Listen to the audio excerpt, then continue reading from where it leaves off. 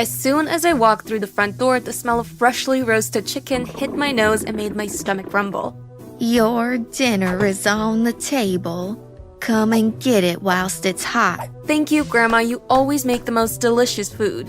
You are welcome, my darling. I love to see you eating well. I started tucking into my dinner. I felt so lucky to be living with my grandma. She took such good care of me and always made sure I had everything I needed. Shall we watch a movie together after dinner, darling?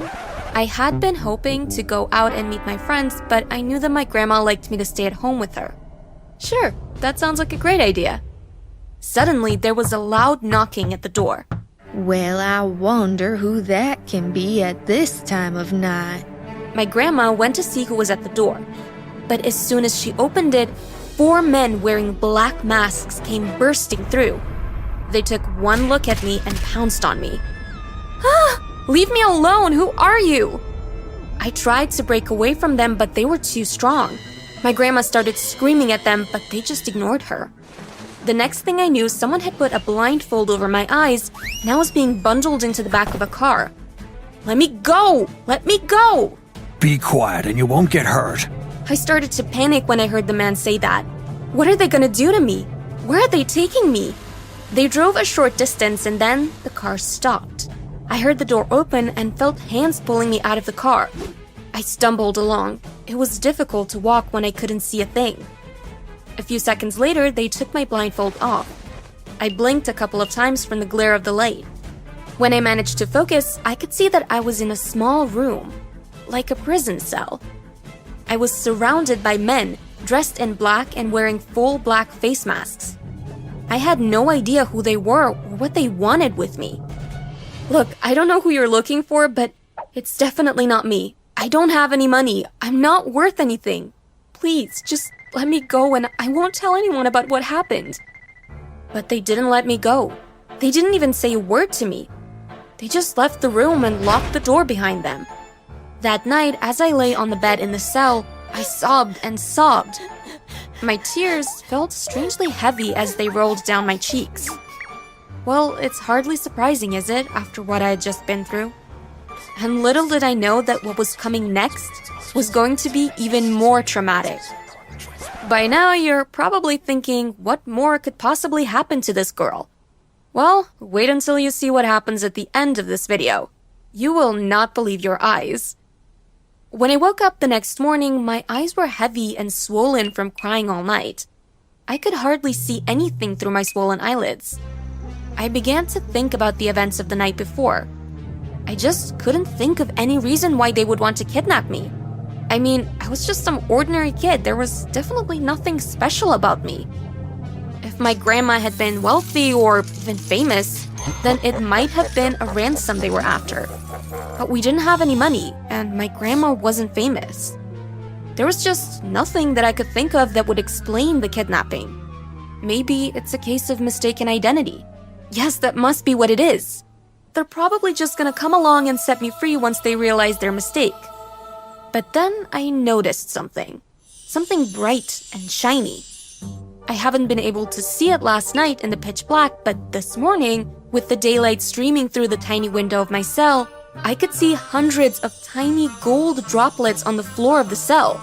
I picked one up and inspected it. Oh my god, it's like a little gold teardrop. I was so shocked. I had no idea where they had come from.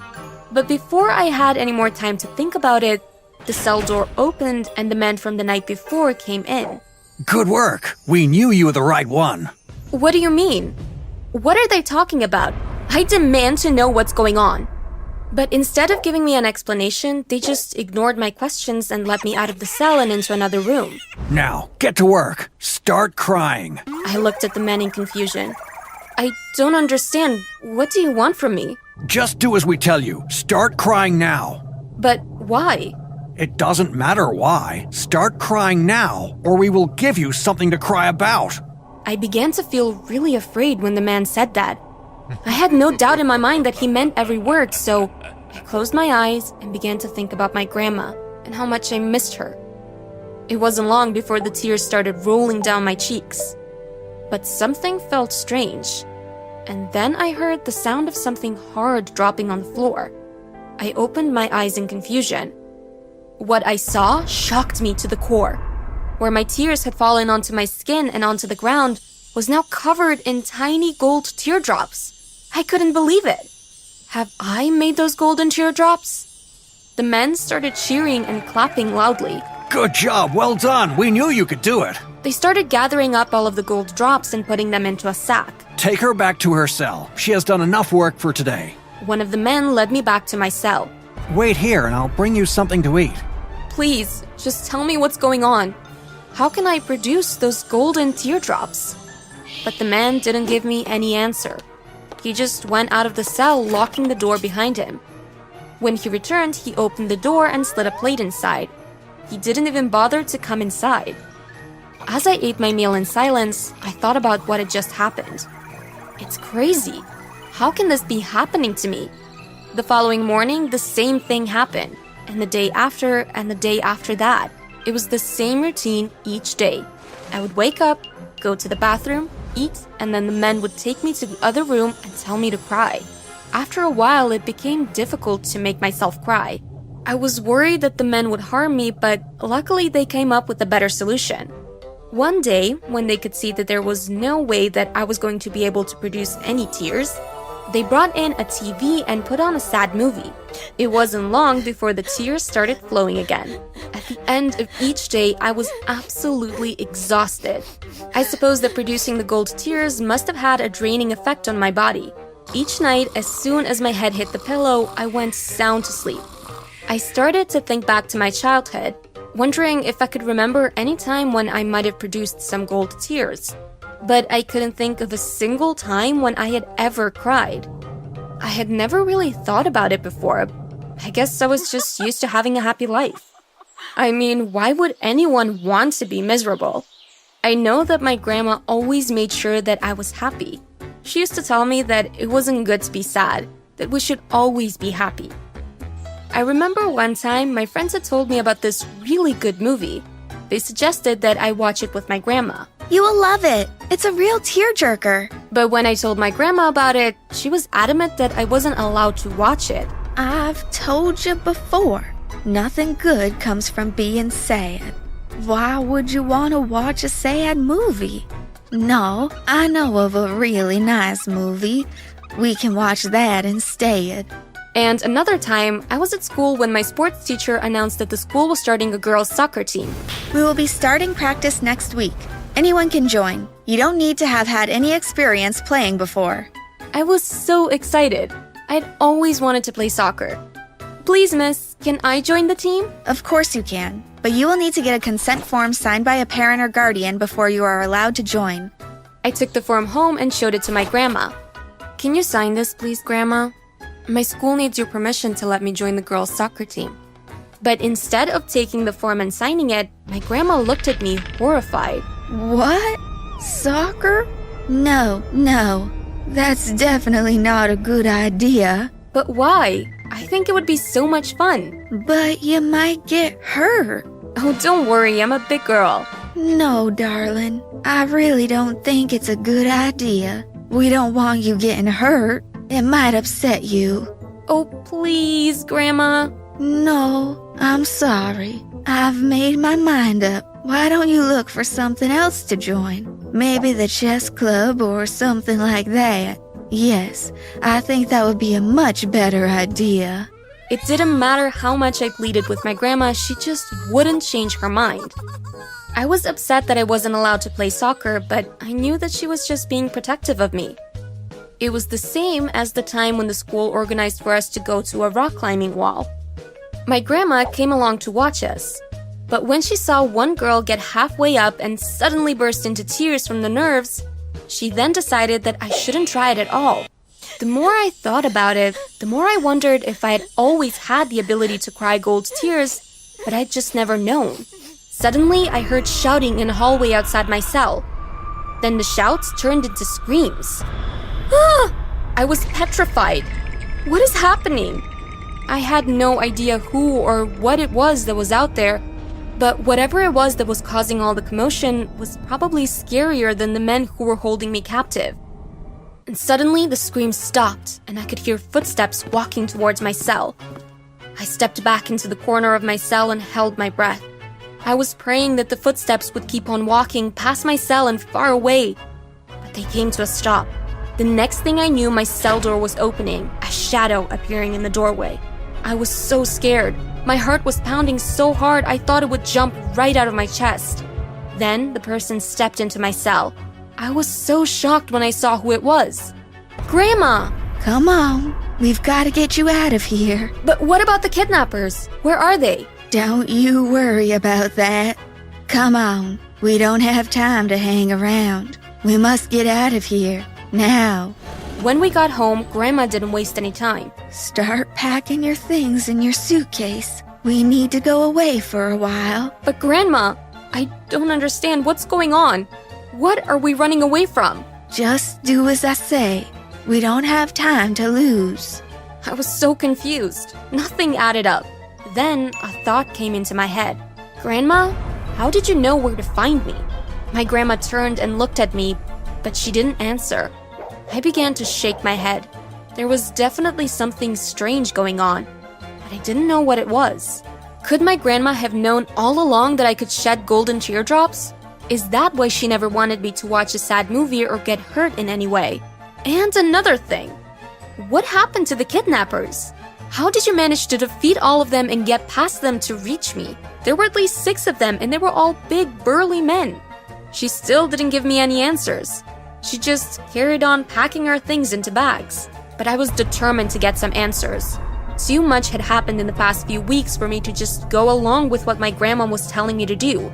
Grandma, I am not going anywhere unless you explain to me exactly what is going on.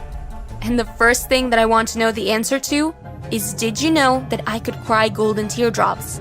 Have you been stopping me from crying all of my life so that I wouldn't discover my ability? Grandma, I demand to know. If you want to know if my grandma gave me any kind of explanation or if I managed to find out the truth, make sure to tune into episode 2 because I guarantee you, you won't regret it. You won't regret it. Oh, stop it, you brats! Stop it, you brats! These 2 raccoons have never heard of privacy or just how to simply leave me alone forever. Rebecca and Hallie were 7 and 5. I'm 10, so I'm the adult here, right? That morning, I was blissfully sunbathing near the pool when these 2 horrible girls drenched me with their stupid super soakers. I wish my parents would just put them up for adoption or just forget them at school one day or something. The only good thing about living with them was that we didn't have to share a room. My parents were rich and we lived in a really nice house. We had our own rooms, and when I turned 10, I was finally allowed to lock my door. So for a few hours a day, I could cut them all out completely. Keep watching to see how my grandpa changed my life and how I got rid of these brats for a long time. So yes, my grandpa, my dad's dad. He owned one of the most popular vineyards and invested his money in other things too. I guess my dad sorta learned from him and that's how he became rich. But my grandpa was richer. He lived in the biggest house I'd ever seen in my life. It was bigger than a mega mall and definitely more luxurious. Not only was this house big, the surroundings were massive too. He even had a maze in his garden, and one time I almost got lost in there and I couldn't find my way out. I felt so proud to be his granddaughter, and I could brag to everyone that this was my grandpa's house. But one day, one very sad thing happened. My grandpa decided to go skydiving, and, well, let's just say he never came back. My dad was called to the reading of his will, and when he came back home, he looked confused. He called us all to a family meeting. Well, as you know, my dad had a huge fortune. All of us will inherit some of it, but it seems that Kimi was his favorite. What do you mean, Dad? Well, he left his house to you. What do you mean? Now you're the owner of his mansion. What? The whole thing? Yes, dear. My mom and annoying sisters stared in disbelief. Wow, I was now the owner of a mansion. Well, Dad, I think it's about time I had more independence. When can I move in? Young lady, you always make me laugh. You can move in when you're 18. No, come on. Well, maybe you should just let her do what she wants. Maybe she can try to live there for a week, and if she likes it, she can stay a little longer. Besides, there are over 30 members of staff working there. They can keep an eye on her. Wow, Mom, you're so smart. Dad, did you hear that? So I can move out, right? Fine, Kimmy. Can we come? Yeah, we're coming. No! I went straight to my room, packed a bag of my favorite things, and asked my dad to drive me to my grandpa's house. Already? Yeah. No, we'll leave tomorrow morning. I nearly threw a tantrum, but I went back to my room and I locked the door. The next day, we arrived at my grandpa's, my mansion. The butler was already waiting for me at the door. Good day, Miss Kimmy. You have 45 different bedrooms to choose from. I'm sure you'll pick the perfect one. Hello, Gregory. Well, I can just sleep in a different one each night until I make up my mind. Could you ask the cooks to make lots of pizza for lunch? Thanks. I waltzed up to the huge staircase and danced through the hallways, opening up every single room in the building. All the bedrooms were huge, but in addition to those, there was a games room, bowling room, a huge home theater, sauna, a gym, and a library.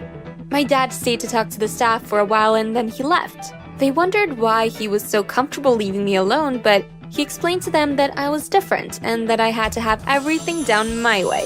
Yes! Liberation from my two stupid, horrible, annoying raccoon sisters. You know what sucked though? I still had to go to school. The next day, Gregory woke me up when it was time and then he brought me a wonderful breakfast in bed. After that, Lola, my new assistant, came to help me choose an outfit for school. Then the driver, Peter, drove me to school in one of my late grandpa's expensive cars. I don't know much about cars, but I do know that everything he drove cost a lot. On the way to school, I got a bright idea. Why don't I use my new fortune to my advantage? I can become the most popular girl at school if people knew this is my house. Hey Peter, can we stop at the printing shop real quick? I need to do something before school. Sure, dear. I printed 200 invitations to my housewarming pool party the next weekend, and when I got to school, I gave one to almost everyone I saw. I became an instant sensation, and with the help of my 30 employees, my party was a blast. I didn't even allow my family to come. I obviously couldn't have my little sisters ruining everything, if you know what I'm saying. For the next month or so, my social life at school improved a lot. Everyone wanted to hang out with me or come to my mansion to chill out.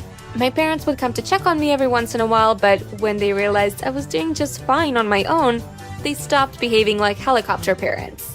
So that's it. All's well that ends well, and the story is over. Yay! No. Things just started to get weird in that house. And when I say weird, I mean really weird. I have a really good memory, and I always remember where I put stuff. But one day, my things just started go missing. For example, I'd put my backpack down on the table, turn my head, and when I turned back, it would be gone. This happened with so many things, my shoes, my computer, my tennis rackets. I started to think I was losing my mind, but that couldn't be it. Maybe someone was playing a trick on me. Then I started to hear noises in the night. Now, although I'm 10, I'm not a scaredy cat, okay? I never believed in ghosts or monsters or aliens or any of that stuff. But every night, I started waking up to a very startling noise. Once there was the sound of a wolf howling. Then another night, I heard a baby crying loudly. I looked everywhere for the baby, but it was nowhere to be found. Then one night, I heard some weird beeping noises. It was awful. I started to watch the staff suspiciously because I wondered if they were up to something. First, I followed Gregory around, but I made sure that he had no idea I was behind him. But he just continued his boring butler life and did nothing particularly interesting. So I changed my target. I decided to follow Lola. After she picked my outfit for school one day, I pretended to go to school, but I told the driver I was staying home, and I snuck back inside. First, Lola seemed to be quite ordinary. She watched TV for a while and then played a game on her phone. But then, I saw her go into the kitchen when no one was looking. She opened the fridge and pulled out a huge container of something. She opened it, pushed her hand inside, and put something big and black in her mouth. I looked closer and then nearly fainted because I was so shocked. It was a bat! She ate it all up, closed the container, and put it back in the fridge. I watched her walk away, then went to the fridge to check for myself. I opened the fridge, then the container, and I saw a whole bunch of bats in there. Why were there bats in my fridge? Why was Lola eating them? This made absolutely no sense. Was I in a dream? Was I losing my mind? I ran around the house looking for Gregory to tell him what I saw, but when I finally found him, he was in the home theater sitting seriously looking at a purple screen. It was almost like he was in a trance. In fact, his eyes even turned green. You probably think I ran straight out of that house to stay with my parents, but I just went to my room and fell asleep. I was convinced that something was wrong with me, and there was no way I was going to go anywhere near my annoying little sisters. Anything was better than that. I thought that if I just had a nap, I'd wake up and everything would be normal again. Do you think it was? It wasn't.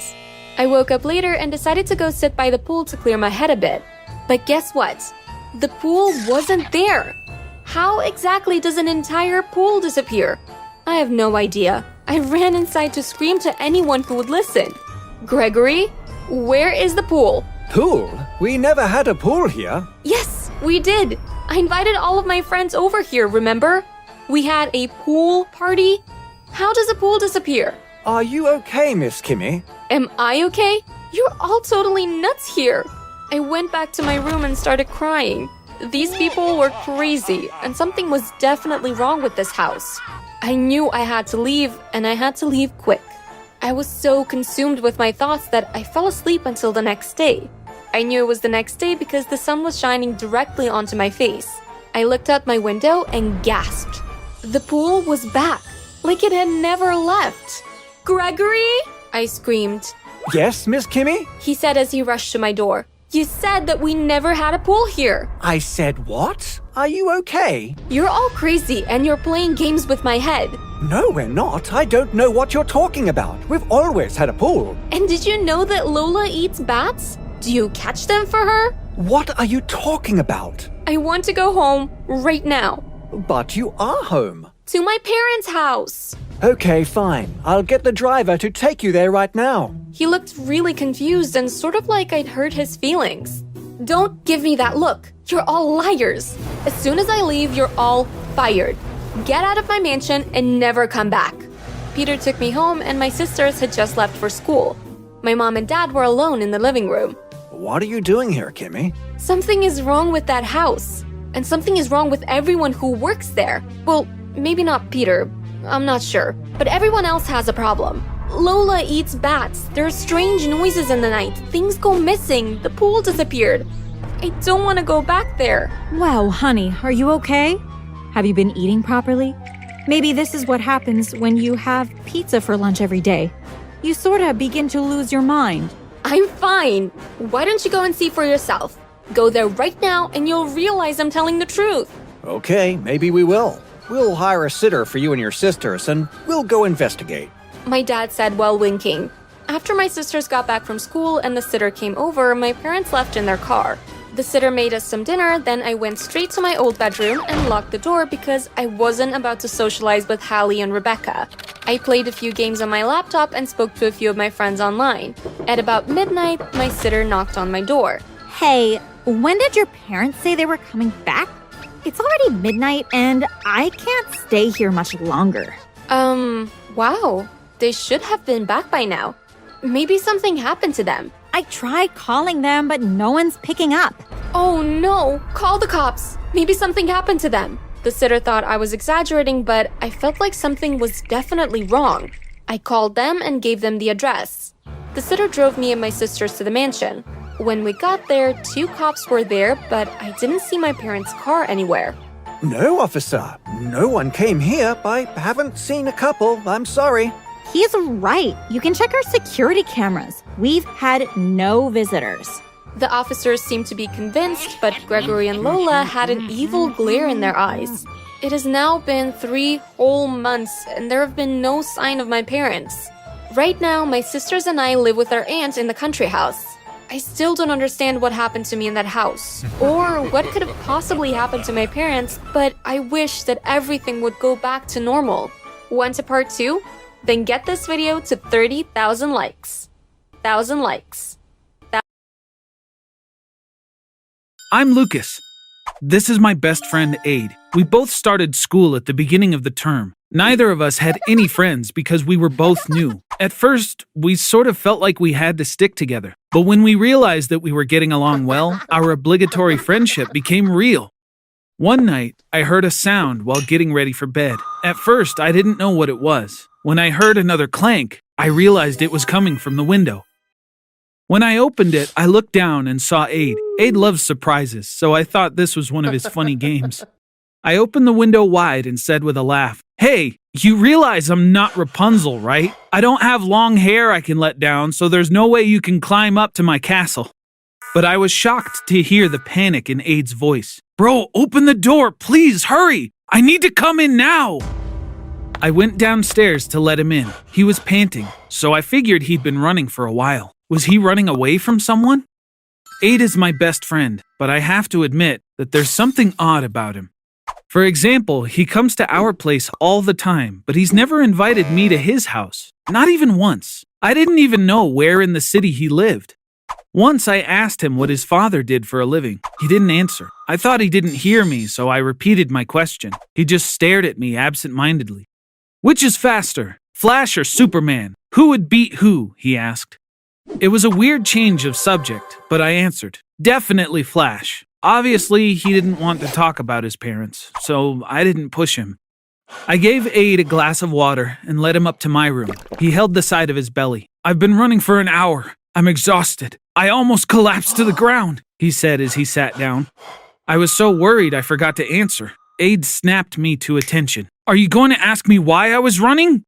"Would you even tell me if I did?" I asked. He laughed. "I realize I can be mysterious sometimes, but I'm not that closed off. Of course I will. I was running from some people." I asked him, "From who?" He looked at me dead in the eyes and said, "Let's say from now on until the end of your life, you can only eat one food. What food would that be? Pick one."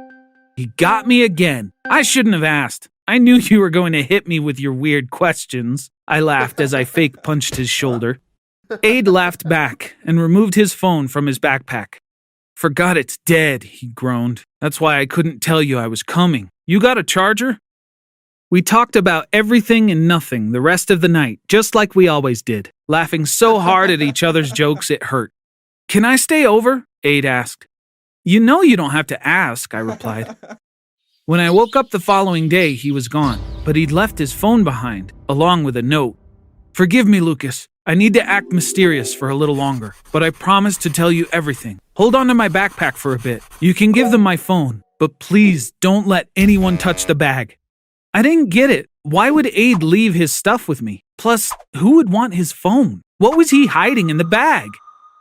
"You have no right to keep me in the dark like this." I was so annoyed I couldn't help but speak my thoughts as if Aid was right there in front of me. I took the backpack and unzipped it, too curious to stop myself. I needed to know. When I opened the main pocket, I couldn't believe my eyes. It was chock full of money. I'd never seen this much in my entire life. How could Aid have possibly found all this money? Was my best friend a thief? I opened another pocket filled with more bills, but they weren't dollars. I held one up to get a closer look. The second I saw the picture on the strange currency, I blinked in confusion. Aid's face. Yes, my best friend Aid had his face printed on money from another country.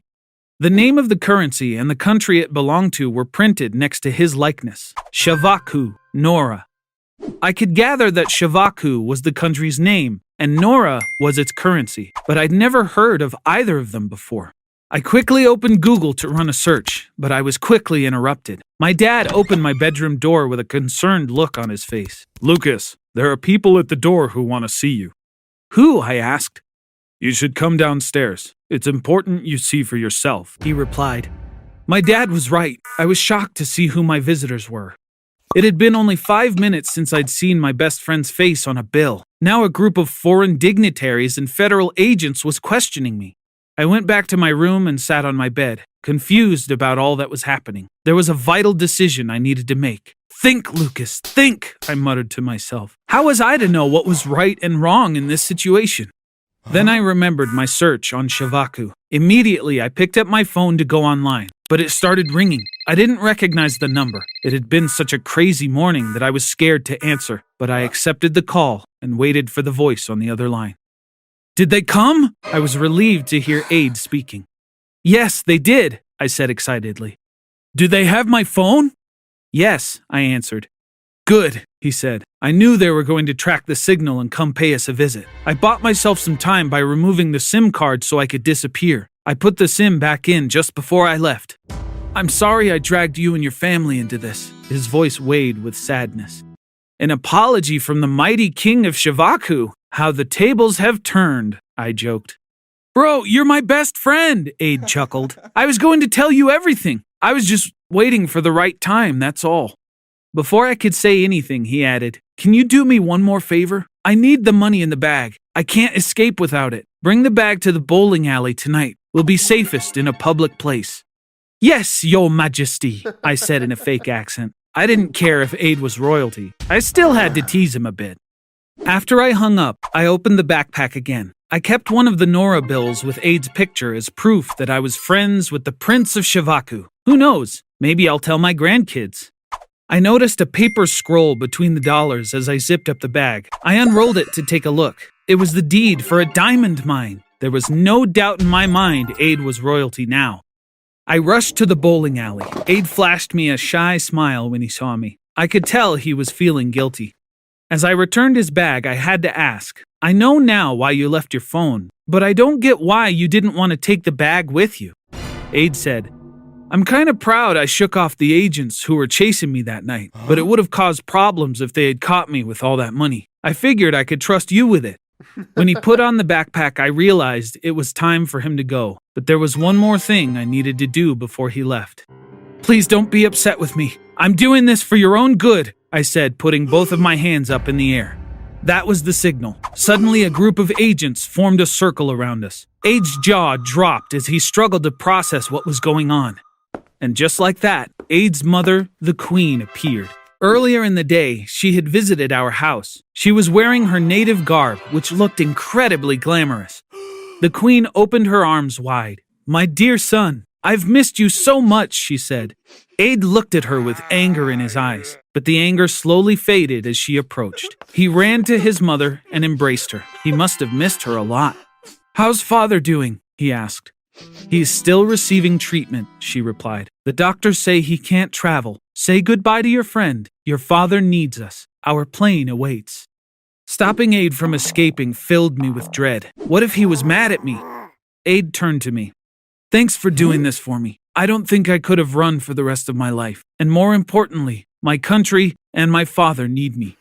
He gave me a huge hug and said, My birthday is next month. You're invited. I'll send a private jet to pick you and your family up. I was so relieved Aid wasn't mad at me. Of course, Your Majesty. Your wish is my command, I laughed. I'm sure you're curious about why Aid had escaped in the first place. You remember how my dad had walked into my room telling me we had guests just as I was about to Google Shivaku, right? Aid's mother and Shivaku's prime minister had come to visit us. The Queen told me everything after introducing herself. Shivaku was a small African country, rich in diamond mines. Aid's father, the king, had suffered a heart attack. Traditionally, Aid would have become king after graduating college, but when his dad got sick, he was forced to take the throne earlier than planned. Aid didn't enjoy being king. He was bored in meetings all day. He had to deal with every issue in the country, one by one. Finally, he'd had enough. One night, he fled to the U.S. and enrolled in public school. When the Queen and the Prime Minister found out that the king was missing, they searched the entire globe for him. In the U.S., they worked closely with the FBI.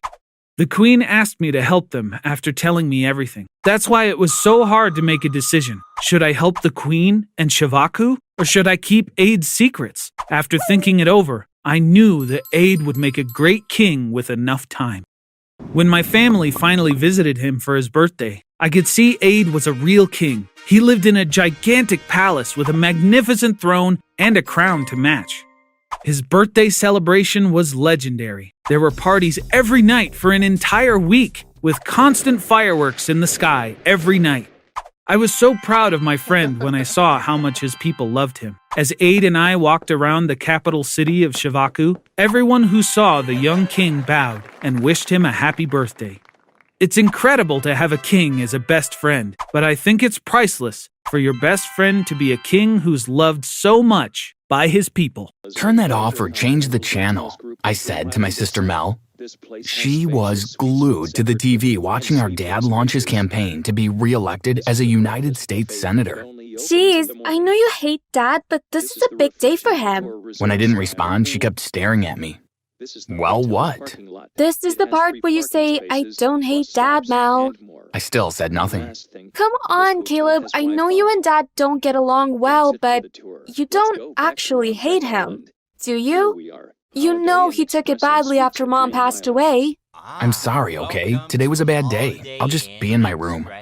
I picked up my backpack and left. When I entered my bedroom, I fell backwards on my bed. I opened my backpack and took out the math test Mrs. Owen returned that morning. A giant red F on the front page of the test summed up my life in high school. I was an average student at best, much to my dad's displeasure. He always said that I wasn't applying myself enough, whatever that meant. Dad's going to be so angry, Mel said as she grabbed the paper from my bed. I sat up immediately, annoyed at her intrusion. Ever heard of knocking? Give that back. You know he already told reporters that you'll be joining HSU, right? HSU is one of the most prestigious colleges in the country. It was also where Dad got his political science degree. My dad always set high standards for us, especially me. He had a position waiting for me in his office once I graduated college. And here I was about to tell him that not only was I not going to HSU, I wasn't sure I'd get into any college at all. You could always run away and join a circus. Mel joked and I threw a pillow at her. Before I tell you if I joined the circus or not, please like this video and subscribe to this channel. Also, hit that notification bell so that you'll be alerted when more stories like mine get added here. Caleb Archibald III, get out here now! Dad sounded furious. Also, he'd called me by my full name. I'm sure most of you know what that meant. I was in trouble. You want to tell me what I'm looking at? He asked as I walked into his office on the second floor of our house. He was staring at my math test. I know you're wondering how he got it. Well, I might have left it on his desk the previous night before I went to bed. I'm sorry, Dad. Looks like I'll not be joining HSU. Dad recoiled, like I'd slapped him in the face. Caleb, you have one job and one job only, and that is to get into HSU. And if I don't? Then you're no longer welcome to live here. You're forgetting that it's election season. How will it look if you kick me out? The media will love that story. Is that a threat? No, just reminding you that you can't afford bad publicity, I said with a smile. Get out of my office. You're not going to ruin this campaign for me. Caleb 1, Dad 0. If only high school mathematics was that simple. Good morning, class. I'm Mr. Salzman, your new maths teacher. I looked up from my phone. What happened to Mrs. Owen? Mr. Saltzman smiled at me.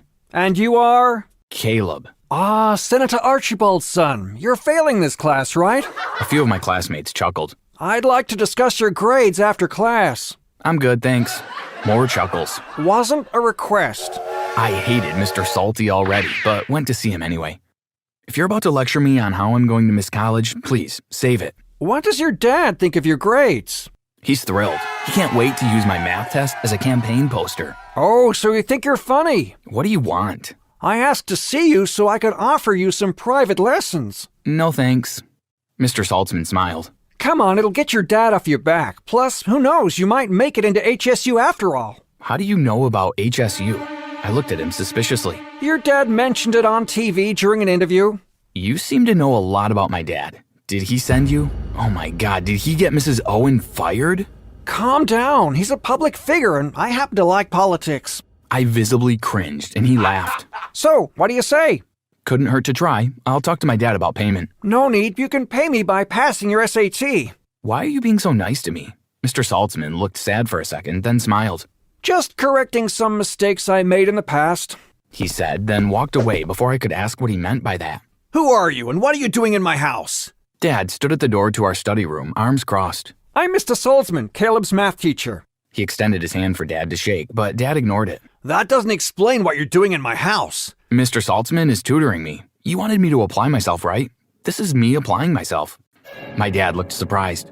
I guess he never expected me to make any effort in my schoolwork, All right then, carry on. he said as he walked out. I regret voting for him. Mr. Saltzman said, and we both laughed. If I wasn't mistaken, Mr. Saltzman looked nervous. I thought it was because he just met my dad for the first time, but I was to find out later I was wrong. Mr. Saltzman was hiding a much bigger secret. I can't wait for you to find out what he was hiding. I bet you'll be just as shocked as I was.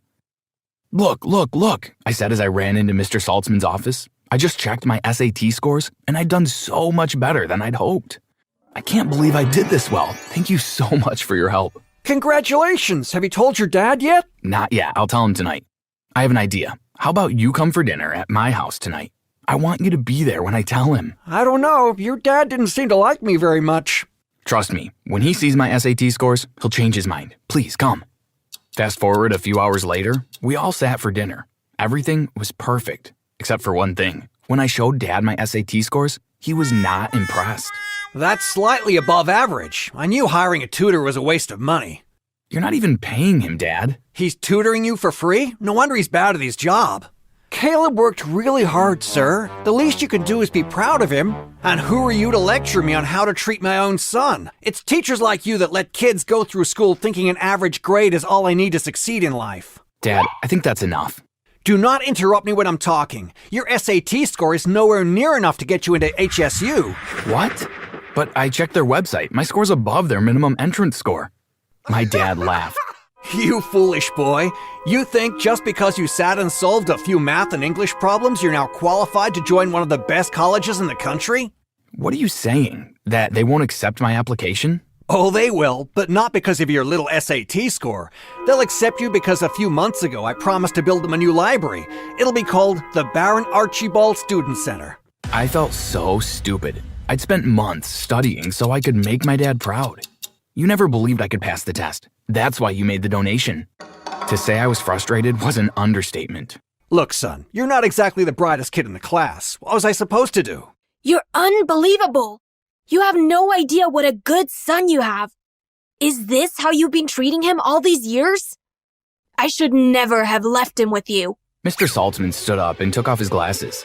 The next thing he did left all of us in shock. He tugged at his hair and kept pulling until it came off. His hair was actually a wig. But that wasn't the crazy part. When he pulled off the wig, long blonde hair fell out. Mr. Saltzman was a woman. No, it can't be. You? It's been you the whole time? Dad's face went pale. Yes, Baron, it's me. Is this how you treat our son? Did she just say our son? Dad, who is this? My name is Sarah. I'm your mother. But, Dad, is this true? Dad sat with his face buried in his hands. I wanted so desperately for him to call her crazy and ask her to leave immediately. Instead, what he said turned my world upside down. Yes, it's true. 16 years ago, Sarah and I had an affair and I got her pregnant. She left when you were just a few days old. It's not that simple. I was just a young college intern with no means to raise a child. I thought Baron and his wife were your best chance to have a good life. So why disguise yourself? I just wanted to be close to you without revealing who I really am. You seemed happy, and I didn't want to upset you. You failed, because right now, I'm very upset. I'm so sorry. I'll leave now. A few minutes later, she was gone. A few days after that awful dinner, Mr. Saltzman, now Sarah, sent me a text asking me to meet her, but I never responded. Dad and I barely said a word to each other after that night. The last time we spoke, he said that I'd be receiving an acceptance letter from HSU, and I better confirm my enrollment. When the letter finally came, I didn't even bother opening it. I don't see why I'm here. Mel and I stood in our living room waiting for Dad to give his final speech before Election Day. Reporters were camped on our front lawn, waiting for all of us to come out as a family. Are you still mad? What do you expect? They basically lied to me my whole life. At some point, you have to talk to Dad. Look, here he comes now. Caleb, I know things are a little rocky between us, but please don't embarrass us tonight. I need you to be on your best behavior. That's all you have to say to me? We're not going to talk about Sarah? I provided you with everything you needed. I'm not going to have you disrespect me by asking about that woman. Guys, the reporters are ready for us. Dad's speech was basically him praising himself for being a perfect dad, husband, and leader. When he was done talking, he allowed reporters to ask him a few questions. My question is for Caleb. How does it feel to be joining HSU just like your dad? Actually, I'll not be attending HSU. You see, the truth is, I told the reporters everything as Dad looked on in horror. I told them about Dad's bribe in the form of a new library at HSU. I also told them about Sarah. By the time I was done talking, Dad's political career was over. The room went wild with questions for my dad, and security had to escort him back inside. Hours later, he resigned from office and dropped his bid for re-election. The following morning, I woke up with a massive headache. Did last night really happen, or did I dream it all? I want you out of my house. Today. Dad didn't even bother knocking. I guess that was my answer. I knew there was no point trying to reason with him, so I started packing immediately. I idly scrolled through my phone as I sat in my car, wondering where to go next. I could sleep in my car for a couple of nights, but I knew Dad would have it taken away soon. My phone rang with an incoming call from Mel. Caleb, I'm so sorry. I tried to talk to him, but he's so mad at you. It's not your fault. What will you do? I have no idea. I have a little cash saved up, plus I could get a job. Or you could reach out to Sarah. Look at the things she did just to be near you again. She cares about you, Caleb. By the end of the call, Mel had convinced me to drive to the address Sarah sent me. An hour later, I was parked outside a beautiful white house with a picket fence and a flower garden. Caleb, I'm glad you're here. Please, come in. Sarah stood at the doorway smiling at me. I didn't move. He kicked me out. I'm sorry to hear that, but after what you did, I'm not surprised. So it's my fault? She laughed. Of course not. What you did was very brave. Look what my bravery got me. I'm homeless and have no college to attend. How about you come in and we try and figure things out? Okay, I guess. I had so many questions for her, but at the moment, I was grateful to have a place to sleep. Caleb, get out here. Another letter just came for you. Sarah was outside tending to her flower garden. I'd been living with her for 2 months, and even though we still had a lot to catch up on, things were going well. After I moved in with her, she helped me send applications to several colleges. She even helped me write my essay, which, as you'd guess, was mostly about my life with Dad and how Sarah came back to my life. Wow, this is my 4th acceptance letter. And look, it comes with a full scholarship, just like the others. I am so proud of you. So, which one are you gonna pick? I'm not sure yet, but how about we go visit each of them before I decide? Wow, I love that. Sarah looked so happy, and if I was being honest, so was I. As for Dad, I hadn't spoken to him since the day he kicked me out. Mel and I spoke regularly, and she even came to visit Sarah and I.